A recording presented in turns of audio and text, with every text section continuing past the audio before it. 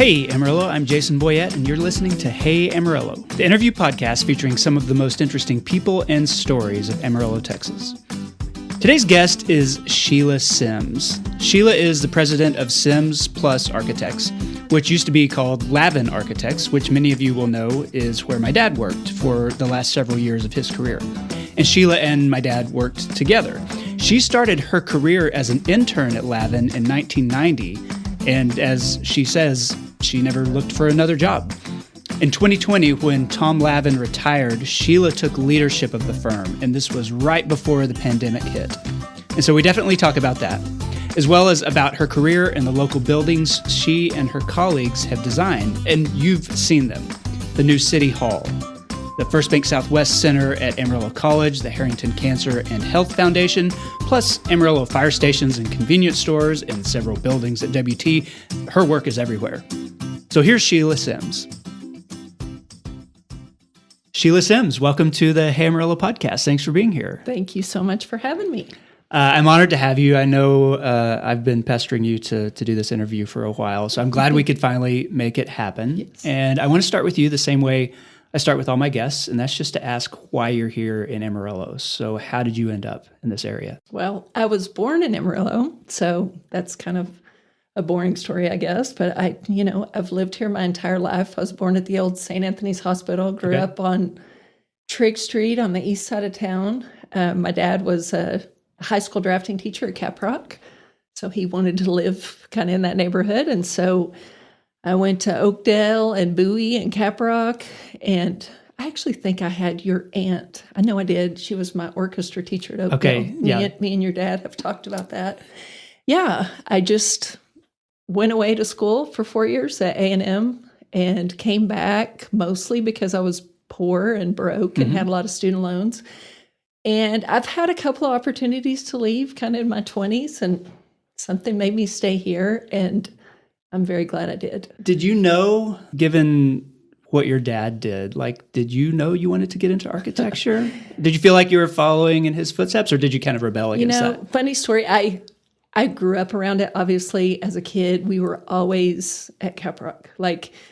He took his program very seriously. He took his students to contests. He influenced a lot of students. I hear from students who have talked about. So from a very young age, I was always up there, with kids 10 or 15 years older than me. I mean, helping them with their models and doing stuff. So I was always very interested in it. And then obviously when I got there, I was really into that. But truth be told, my senior year, I got a basketball scholarship, and I just kind of wanted to go play basketball. And so I was going to be a high school English teacher. Okay.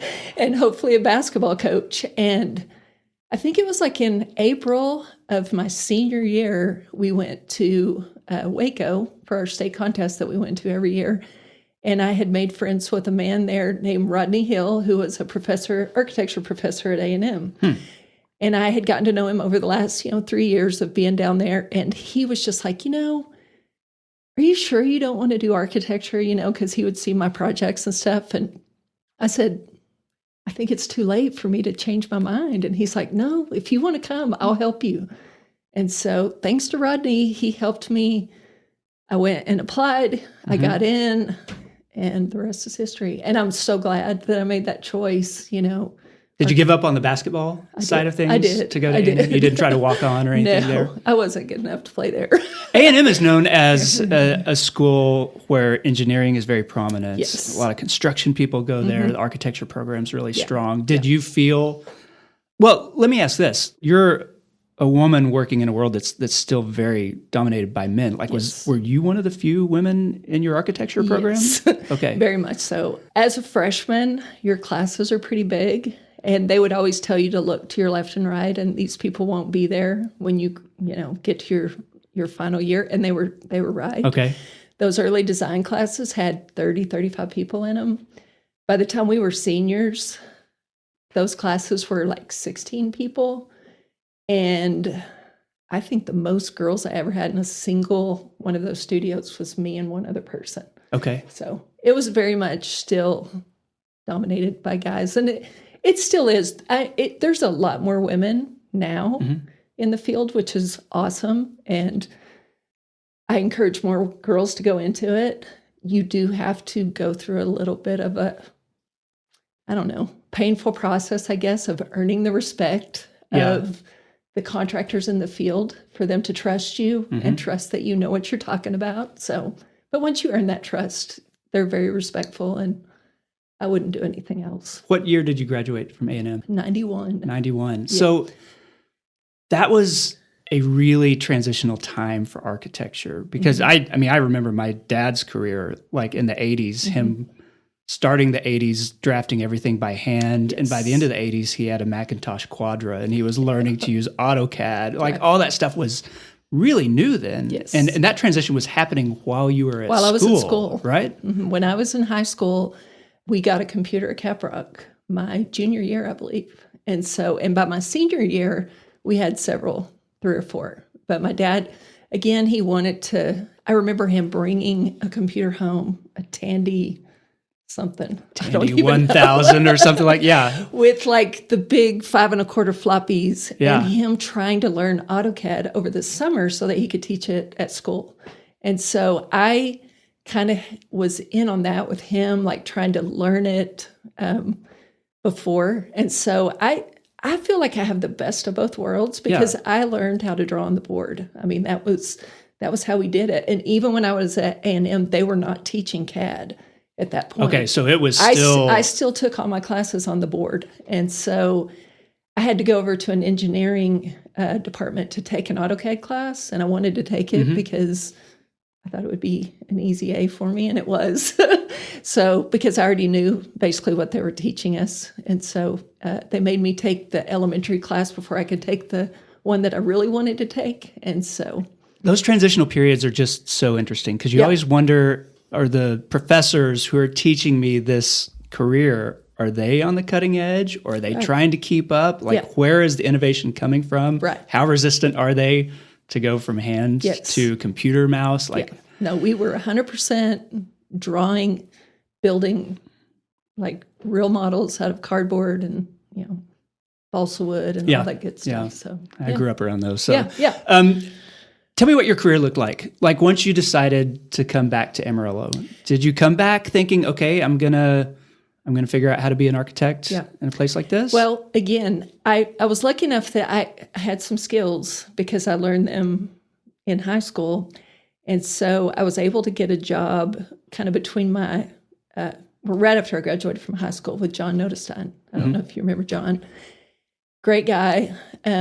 Architect here in Amarillo. I worked for him for 3 summers while I was going to school. Okay. And so I kind of, I'd come home every summer and work. And I had to because I couldn't afford to go otherwise.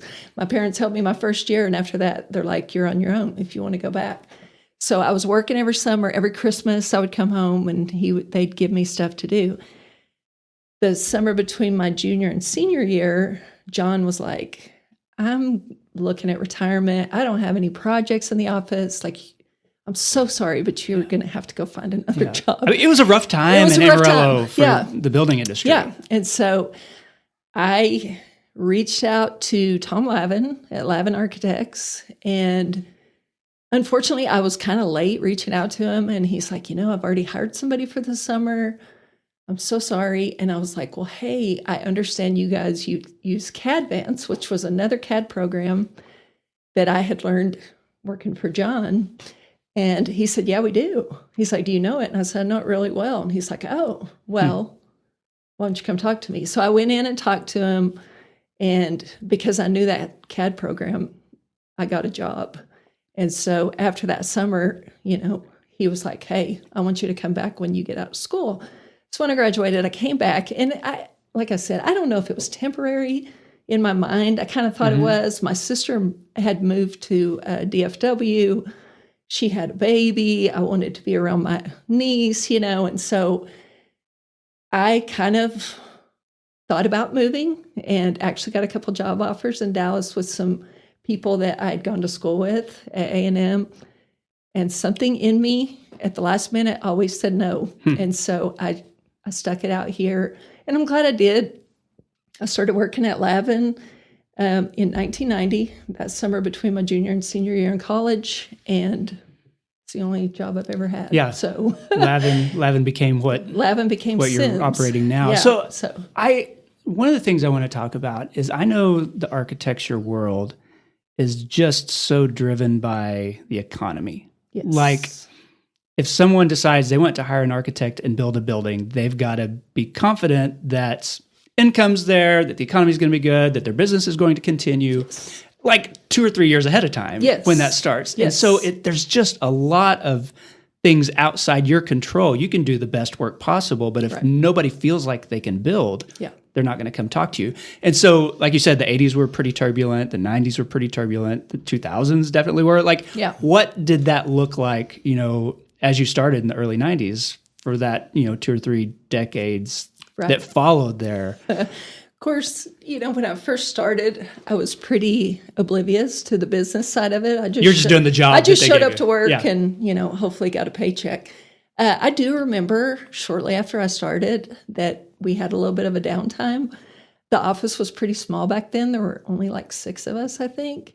I knew someone at Amarillo College. I don't even remember who it was or how it happened, but they asked me if I would come teach a CAD class. And I was like, sure. And I asked Tom about it, and he said, oh, yeah, go for it, Because, again, we were kind of a little bit slower. And so I ended up teaching at Amarillo College for a couple of years, and I was 3 years removed from college myself. I remember walking into class and sitting there, and I would never say who I was, and people would just kind of come in and filter in and be looking for the professor, I was like, oh, it's me. And I was always older than everybody. Was that an adjunct sort of thing? Like just night classes? Yeah, I was teaching basically. I think I had one afternoon class, but it was mostly in the evenings. And so I did that for a little bit whenever we were slow. I remember another time back in, 2008, 2009. It was a pretty bad recession. Again, credit to Tom Lavin. He was very faithful to his employees, and he always made a way to keep everybody around. And so we would just kind of forge through and, find enough work to stay busy. But, COVID was the last time that it was pretty uncertain. And again, that was when I started my business. Yeah, that was a transitional time for you. Yeah, so let's talk about that. So you had worked for Lavin, for 30 plus years. Yeah, 30 years. And then Tom Lavin decided he was ready to retire. Yes. Like, was that a moment where you thought, oh, this might be an opportunity for me? I mean, had you guys talked about transition or buying the business or anything like that before then? No. He called me into his office one day. I had no idea why. And he basically just said, I'm thinking it's time for me to retire. I've done this long enough, and I think that you should be the next president. And I was shocked. I mean, I really was. I was just I was very humbled, but just kind of, oh my gosh, wow. Well, I don't know how to do that. Why do you think he had that thought about you? Did he see something that maybe you didn't see in yourself? Oh, I'm sure he did. I've never been the most self-confident person in the world, but over probably the last 5 years that he was there, I feel like I was taking a lot more responsibility. I was doing a lot more of I did all of the marketing and just kind of going to interviews and getting jobs and that sort of thing. He was kind of pushing me more to the front of that. The public-facing side of it. So maybe he had the thought earlier than I did. I don't know. But I don't know. Now that I've looked back on it, I mean, I feel like I know it was a good choice, obviously. But I think just my longevity there, hopefully my talent, for design and that sort of thing. But and I think he trusted me. And, again, he was a great, great boss and friend, and he's still alive. But Did it take you a while to, I guess, to come around to the idea? He told me, it was funny. He told me like on a Friday afternoon, and I was leaving town that day to go to Dallas for a volleyball tournament for one of my girls. And my husband wasn't going, and I had to leave right after we had that meeting. And so I remember just leaving, and me and Richard talking on the phone the whole weekend about it, because it was very overwhelming. I mean, to think about, because I had dabbled in kind of helping on the business side, but not really not being responsible for people's jobs and welfare. And it's a very, if you haven't ever owned a business, it's just it's a heavy load and kind of a scary thing. And then, like we talked about, March 1st was my first day as the new president. And I think it was like just 10 days after that is when Mayor Nelson announced the stay home, all in Amarillo or whatever it was, where everybody was going to stay home. And I was like, oh my gosh, what are we going to do? So that prompted my dad's retirement. It did. I want to talk about like that, taking control over a business. And then all of a sudden, within the next 2 weeks, just hit with so much uncertainty about operations, where your employees are going to be, what the economy is going to do. Like, you took charge and then like everything just kind of fell apart. Like, what's that like when it's your first time to be the one responsible for the business? It was very difficult. It was very hard. Again, I really didn't know what to do. I talked to Tom about it a lot, and then, just had to make some really tough decisions. And it all kind of came apart on a Friday. And I just remember that was the worst day of, my professional career for sure. And one of the worst days of my life, having to talk to people that I had worked with for 30 years and basically just tell them, hey, I don't know what the future is. I don't know, what the bank account's going to look like. All I know is that we can't keep doing what we're doing, or we're all going to sink in the next couple of months. And so I had to make some really, really tough decisions. And as a new boss, like that's the worst case scenario. Worst case scenario. Because these are people that 2 weeks ago you were just coworkers. Yeah. So it was really hard. But, looking back on it, it was something that was necessary, and it just had to be done, as hard as it was. And, we've bounced back. And now we're blowing and going and doing a lot of work. And I'm really, really excited about our future. I want to talk about that work. People, if they know architects, they might think of houses, or they might think of small commercial kinds of buildings, or they might think of like giant buildings like schools and hospitals and things like that. Right. What has sort of been your specialty as an architect in your career? Where do you align yourself there? No residential. Okay. A lot of that's just like draftsmen at this point, right? It really is. You don't need an architect for a house, unless it gets over a certain square footage, but or you just want to spend that extra money. Right. But residential is just hard too, because it's so personal to people. And so anyway, commercial is where I've always worked. I've really never done residential. And being a small market, and I'll just include the whole Panhandle, not just Amarillo, huge thing to me is customer service. I want to be able to service my clients. I want to be able to show up when they call me, come personally be at a meeting or whatever. And so we've never really tried to venture too far outside of, 100, 120 miles.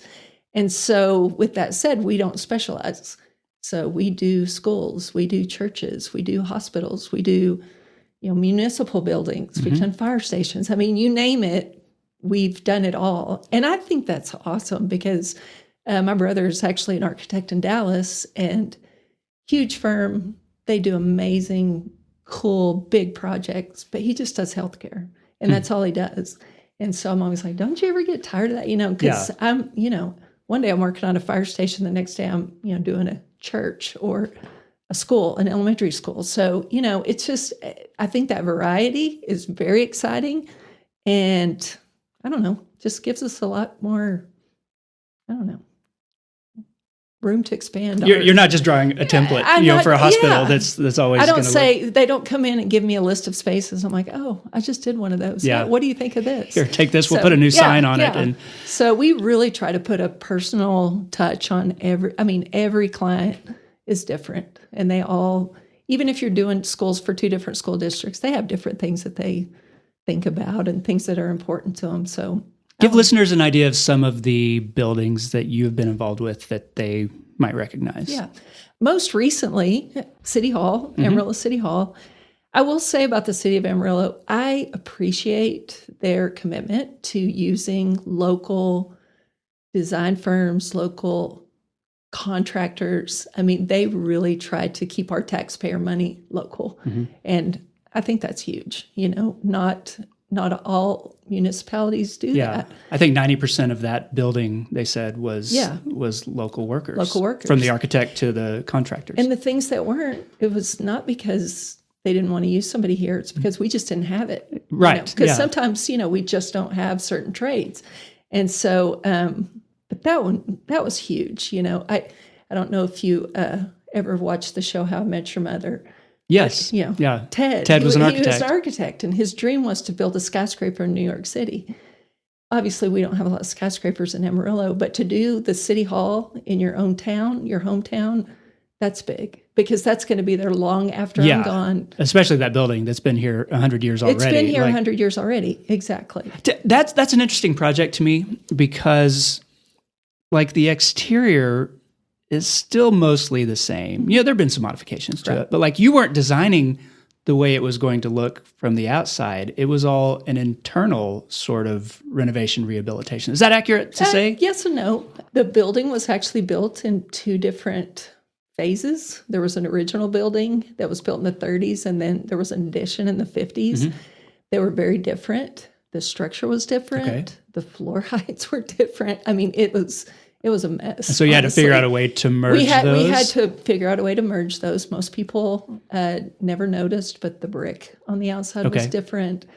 The bands that run around the building on the original was concrete. On the new part was brick. Okay. And again, just glancing, you don't notice that, but we notice it, obviously. And so part of the big new entrance, we needed a new entrance anyway, but that is kind of at that seam from the original to the addition. And so, most people, I say that to them, and they're like, I never noticed that. And so there's little things like that. So there was a lot to the exterior. And again, just bringing it back, the cool Amarillo Hardware logo back around on Grant Street, I believe. I mean, we redid that. It had been broken. And so we really tried to restore a lot of that. We reused a lot of the old warehouse doors, the biparting doors, and we hung them back on the exterior of the building in front of a window where it looks like it's a door, but it's not anymore. So we did a lot to really try to keep that feel to the building, pay honor to what it was. But the interior is really cool. I don't know if you've been able to go inside, but that was another challenge. Was this building was built as a hardware building, housed a lot of really heavy stuff. Right. The floor-to-floor heights were really low. The column grid is a 16-foot column grid, so really close together. Right. And on the first floor, they're 2 foot by 2 foot. I mean, they're huge. They're huge. And so there was a lot around kind of designing. Yeah, how do you build offices into this sort of... Yeah, trying to make all of that work and make it look good. So huge shout out to people in our office, John Gamble and Kelly Henson. Kelly knocked it out of the park on the interiors, but one of the things I really appreciate about that building is you can go through Texas and drive through, I don't know, cities Amarillo size or bigger cities. You're either going to see a city hall that's like the small kind of old courthouse looking building, or you're going to see these big glass and steel monstrosities. Yes. And Amarillo City Hall is now neither of those, and it stands out in the state.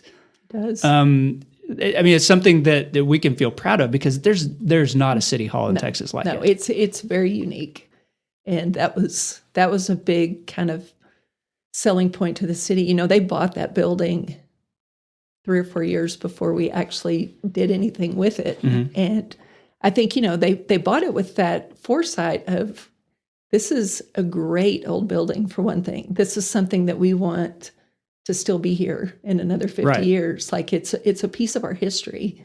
And, it's a lot less expensive to renovate than it is to build new.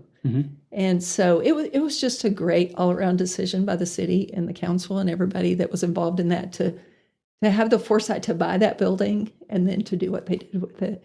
I'm a season ticket holder for the Sod Poodles. Love, love, love baseball. and my tickets are on the first baseline. And so that building is like, it's the backdrop out in kind of right center field. And I remember, back in 2019, sitting there just looking at that building going, somebody needs to do something with that building.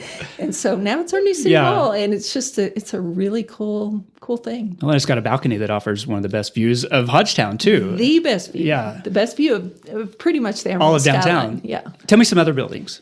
One that I was super excited about was, this was several years ago, did the 6th grade center for ASD for Bowie. Yes. And again, I went to Bowie. And so that one was really special to me to be able to, work in my old neighborhood and not only build that school next to the one that I went to, but to also just kind of enhance that a little bit. Another one of my recent favorites is the FirstBank Southwest Center at Amarillo College. For years, again, I remember going to basketball camp in that building when I played volleyball in those elementary gyms. School. Yeah. But more recently, I have 3 daughters. They all play club volleyball, and we play tournaments in that building. It was terrible. I mean, it was horrible. And from a bathroom standpoint, and everybody at AC, they joke about this and they make fun of me or whatever. But one of my main things when we redid that building was, we're going to have bathrooms in this building, because I remember standing in line with my girls in between games, and there was 2 fixtures for all the girls in that building, And so the new building has 9 in the public one. We literally would walk home because we live over on Harrison Street. I was like, it's quicker to walk home and back than it is to stand in this line. So anyway, I really think that building transformed that corner. Yeah. And again, Amarillo College has done a lot of great things on their campus. The campus, if you haven't seen it recently, just drive up 24th Street. They've done really well with the bond that they passed a few years ago. And so super proud of that one. Another one that is really awesome, and I don't know if you've seen it yet, the Harrington Cancer and Health Foundation. Okay, so I've seen the building. I've not been inside it. Okay, you so. need to go inside. We just did their new survivorship center. And that building evolved. When they first came to us, it's like, we just kind of need an office building. We're thinking, this big. And it just kept growing and becoming something really amazing. And you talk about something that Amarillo can boast that they have that no one else has. It's that building.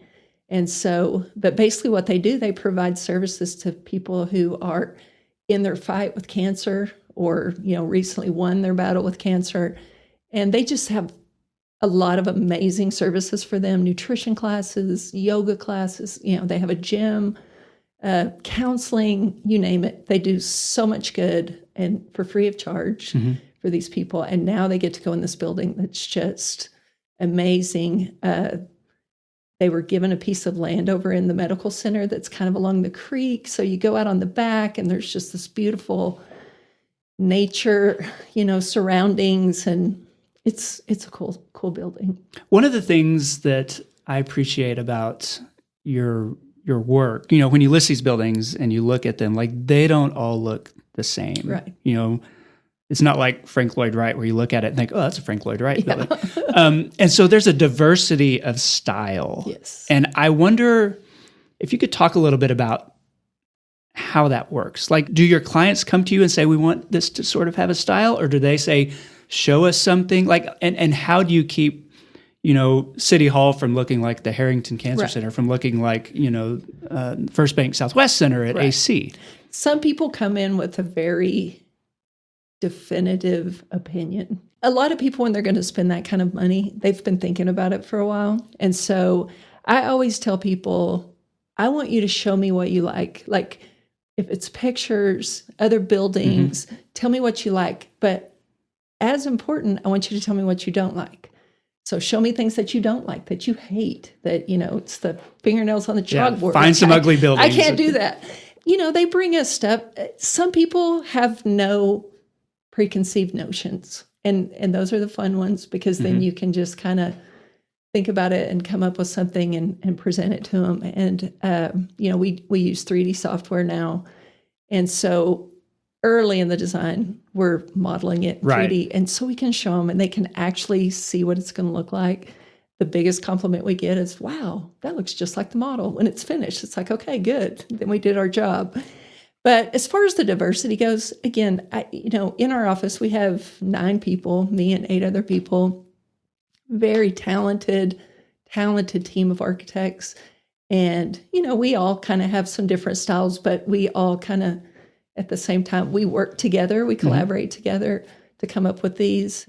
One kind of signature thing of a lot of our projects, if you'll notice, is we love wood soffits. Okay. And so to me, a wood soffit, it's just very warm and inviting. And so you can have this fire stations, for example. Right, yeah. They're all metal. I mean, they're just these, because again, they want low maintenance. They want to be fighting fires, not repairing their building.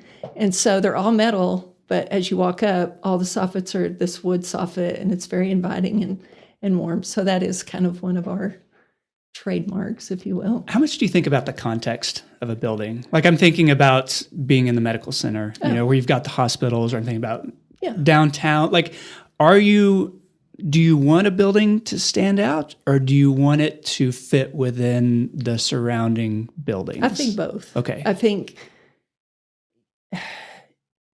there's nothing more strange, like from a residential standpoint, when you drive into a neighborhood, say you drive into a really old neighborhood, and all these houses are kind of, mid-century, whatever, and then boom, somebody tore down a house and built just this super modern, and as cool as it is, it's just kind of like, it doesn't fit here. That's an amazing house, but I wish it was across the street. Right.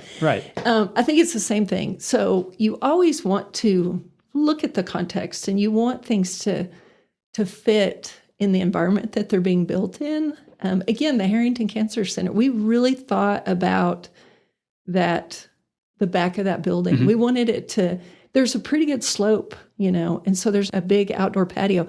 You want it to fit. It's kind of like Falling Water, and Frank Lloyd Wright, you mentioned him earlier, he wanted that to be part of the site that it was built on. And so I think you want it to fit, but at the same time, you don't want to make something ugly just because the thing next door is ugly. So we try to give it, creativity and flair, but make it fit. Do you try to push the culture a little bit? Or do you, like, when you're thinking about clients, you're like, this is something we've seen. It might feel a little bit new or modern for Amarillo, but let's try something like this. Yeah, I mean, we do. And sometimes they tell us no. Yeah. And sometimes they tell us yes. We always use the joke, Frank Lloyd Wright, he put red carpet in, I believe it was Taliesin West, and they're like, we don't like red. He's like, well, you'll learn to like it. You will. And it's like, we're not that bold, but there are things that we do try to, hey, have you thought about this? And I mean, there are things that we've come up with, and they're like, wow, I never thought about that. That's amazing. And now they do it all the time. And so, just rethinking, because obviously culture changes, everything changes. And so we want to be on the forefront of technology and, just the evolution of how we use buildings. COVID changed a lot of that, how we use buildings. People don't necessarily work in a building, 5 days a week like they used to. Water fountains, how do we deal with water fountains? There's just a lot of things that changed. And so we have to think about that stuff.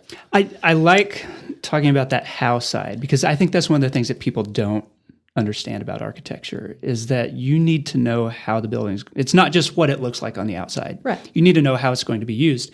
And if you are designing, city offices, or you're designing a school for 6th graders, or you're designing a medical facility, that use is so different. Yes. But all that has to kind of start, with the drafting side and envisioning what it's going to look like. Yeah. How do you gain the expertise to know all that stuff and to have that experience?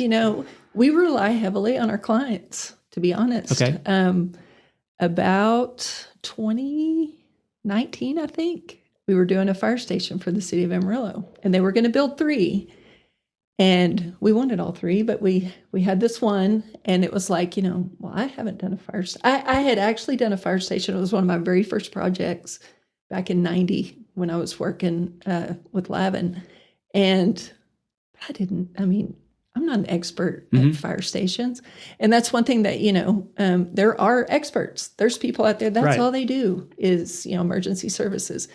So anyway, we relied on the firemen. It's like, man, tell me about your job. Like, tell me how you live here. Like what's a typical day? How do you work? Like, how long is the fire truck so that it'll fit in this garage? But I mean, we rely on their expertise. And I always tell people, it's like, I'm not going to come in here and pretend to know your business better than you do, but I want to learn as much about it as I can. And so I think that's one thing that we do really well is listen and pay attention to what they're telling us. We'll tour their existing, places and see how they work. And again, that's one of the things too about looking at people's existing when they're building something new. Sometimes you're just like, okay, just because you've always had to do it this way, how do you want to do it? And so we push people to think differently early in the process to give us the answers that we need to help them get down the road. So I want to close this by asking one of the things that to me has always been most fascinating about being an architect, because we live in a very digital world, a very transitory world when it comes to work. You're creating a spreadsheet for somebody or, you're providing a service and then it's over. Yeah. As an architect, you create buildings that you hope are going to be around, for 50 years, 100 years, that things change. And I know you probably don't have that expectation for every building, but like your work product is seen by people every day who know you're involved with it or not. And I tell people that about my dad's legacy. Like I can drive down the street and see what he did. Right.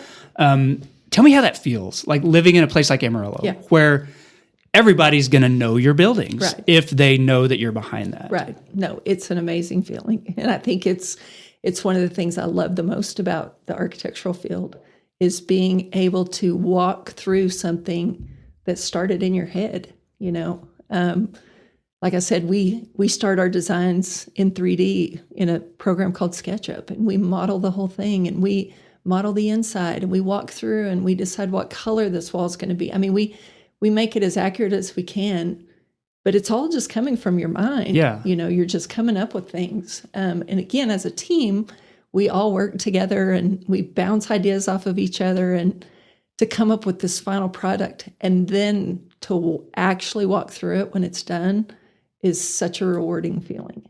And it's funny, you talk about your dad. My kids get so sick of me because, we'll be driving down the street and I'm like, oh, that's a good looking bank, Oh my goodness, have y'all seen this school over here? And they're like, yeah, Mom, yeah, we've seen it. So, but I don't know. It's awesome. And I love it to be able to do it here because this is where I grew up. And so, I remember this town 40, 50 years ago, just riding my bike around as a kid and how things have changed. And some of that change is stuff that I've done. And so that's just awesome. This episode of Hey Amarillo is supported by Dr. Eddie Sauer, who practices general dentistry at Sheman Dental Group. Eddie has been my dentist since I was in college. He's taken care of my kids' teeth ever since they got teeth. Dr. Sauer is a national speaker on Invisalign and uses that technology to improve his patients' smiles and positioning. We've used it in our family and had great results. I had metal braces when I was a kid. Didn't love it. This was a lot easier. Learn more by following Sheman Dental on Facebook or visit shemandental.com. That's SHEMEN. Okay, I'm back with Sheila Sims. Sheila, this is the part of the show I call 8 Straight. 8 Straight is sponsored every week by Panhandle Plains Historical Museum and Canyon. It's the largest history museum in Texas, and I chose this for you. Its collection includes the Sam Wood Cabin, which was built in 1887 in Hogtown, which was a settlement near Canadian. Sam Wood was a buffalo hunter, and he was the father of the bride in the first marriage ever recorded in the Panhandle. That cabin is tiny, and it's just interesting to see what spaces look like, 150 years ago or so. You can learn more and see that cabin at panhandleplains.org. Okay, when you think about Amarillo 10 years from now, and I know you think about this because you have to in your work, what do you hope for? I hope for continued growth, continued renovation and restoration of our downtown. It's been so exciting to see what's happened, and it took a long time to get it going. Yeah. But I feel like now that it has started, the ripple effect is like it's, even with City Hall, it's gone a little bit further north, and so it's really exciting. I would love to see our voters get out of the negative mindset of voting no to everything. Low taxes aren't always a good thing. Yeah. We want to continue to make our city great. So, and they need money to do that. So, yeah. I hear you. I'm on board. Yes. I'd love to hear an announcement that you're designing a new civic center or something like that at some point. Amazing. But yes. Okay, other than wind, what does this area have too much of? I was thinking about this one. Right now, I'm going to say road construction. And I know every town has road construction, but I live 2 miles from my office, and every road I try to go down, I-40, it's down to 2 lanes. Wolfland, I can only go west. I can only go east. I can't go west. And it's just like, oh my goodness, just finish. So. Yeah, we had 0 road construction, and then we got it all at once. All at once. Because it was necessary. Yes. Now we're all annoyed at it. And I appreciate it. And we'll be grateful in 10 years. I will be grateful, yes. What does this area not have enough of? As a mother of 3 girls who played club volleyball, I'm in my 14th club volleyball season right now, youth sports facilities. Yeah. And the thing is, me and my husband, Richard, we joke about this. We have designed 100 of them, because people always come in. It's like, I'm going to build this gym and it's going to have 12 basketball courts and 20 volleyball courts. And we're like, yes. And it just never happens. Yeah. And you just keep driving to Dallas or driving to Lubbock. Exactly. Or whatever. And we've traveled the country. I mean, literally, I was in Florida last weekend playing in a tournament, and you just see these places that everyone has, and you see the influx of money that it brings into these places when they host these tournaments. And it's like, we're missing out. Kids Inc. is, finally really getting going on their outdoor sports facility out south of town. We're actually getting to work with Jimmy and his team on that. So I'm really excited about that. Good. So that's going to really help with the outdoor sports, but we need some indoor sports. Love. So. Yeah, you can't do basketball and volleyball outside in this area. No. What's your favorite local neighborhood? I sound like a broken record. I'm going to go with downtown. Okay. I live almost downtown, kind of literally right on the Cloverleaf. And so I love downtown. I walk down there a lot. I ride my bike down there. There's some great restaurants. I said I was a huge baseball fan. I love, going to Sod Poodles every summer. It's so cool to be in Amarillo at 10 o'clock on a Wednesday night, and there's thousands of people walking around downtown. Yeah. I mean, it's cool because, again, when you travel, you see this in other places, and now we have it here, and it's awesome. Okay. Other than anything you've designed, we'll take those off the table. What's your favorite building in Amarillo? My favorite building is the Coble Building. Okay. I don't know if you're familiar with that one. I think on the plaque on the outside, it actually says Amarillo Federal Building. It was originally owned by A&B. A&B bought it just a few years ago, which I'm really glad because I know they'll take good care of it. They're great stewards of any building they have. But it's just, I don't know, the style of it is just awesome. I love it. It was originally built as a post office, and it was the original federal courthouse. And so I actually worked on it a little bit back in the, late 90s, early 2000s. First Capital Bank had some space in there, and so I got to do some work for them inside the building. Yeah. But it's just a cool building. It's really interesting inside, too. There's beautiful. A lot of murals inside that people probably don't haven't seen. Yeah, painted on the ceiling. Yeah. There's a big arched ceiling in the lobby, so beautiful building. Okay. What's the most underrated aspect of living here? This sounds cheesy and corny, but I think the people. We joke all the time, me and my husband, that we live in a bubble. You watch the news and you watch this and that. It's like, oh, well, we really don't have that here. And if we do, I just don't see it. But people are just nice, nicer. They're still mean people. But when you walk down the street and you make eye contact with somebody and you say hello, it's not weird. Right. It's like, okay. I feel like the people at the Panhandle just have each other's back. I mean, we saw that last year with the fires and everything that happened. People just, they look out for each other and they step up for each other. And I don't know that you get that everywhere. Okay. So last question. When was the last time you visited Paladuro Canyon? This is a funny story. And it's probably been like 5 or 6 years ago. me and my 2 oldest daughters decided one day that we were going to go hike. And so we packed up, got our water bottles, went down there, and they were just shocked and amazed at how beautiful it was. I'd been there, obviously, many times in my life, and we were like, how is this in our backyard and we don't come down here all the time? And so we made a pact, it's like, we're coming at least 2 or 3 times a year and that was the last time I was there. Okay. So, 5 years ago, I'm ashamed to say. What you need is your daughters to drive that. You're too busy, but if they make you do that, then you'll do it. Okay, so that concludes the 8 straight questions. I like to close by asking my guests to endorse something. So what's one thing you would like listeners to know about or experience? Well, I'm just going to talk about something that's kind of near and dear to my heart, which is Another Chance House. Okay.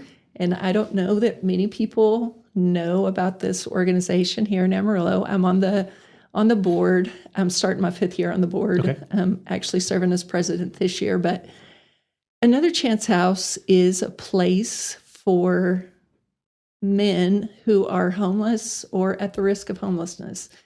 And they offer them dignity, for one thing, just to be seen. A lot of these men, they literally don't want to live another day. They don't care.